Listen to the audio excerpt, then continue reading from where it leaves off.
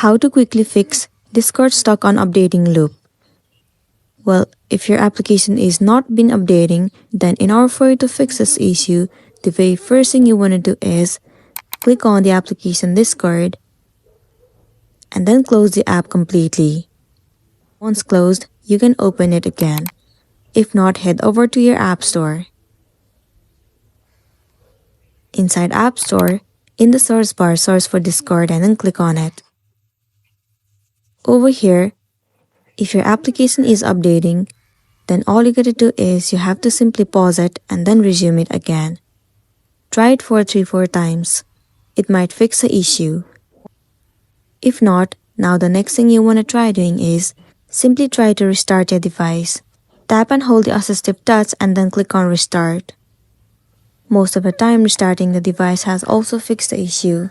If not, the next thing you want to do is move into the settings of the device. Inside settings, you need to head over to Wi-Fi and check whether you are connected to stable internet connection or not. If not, try to connect to a strong and stable internet connection.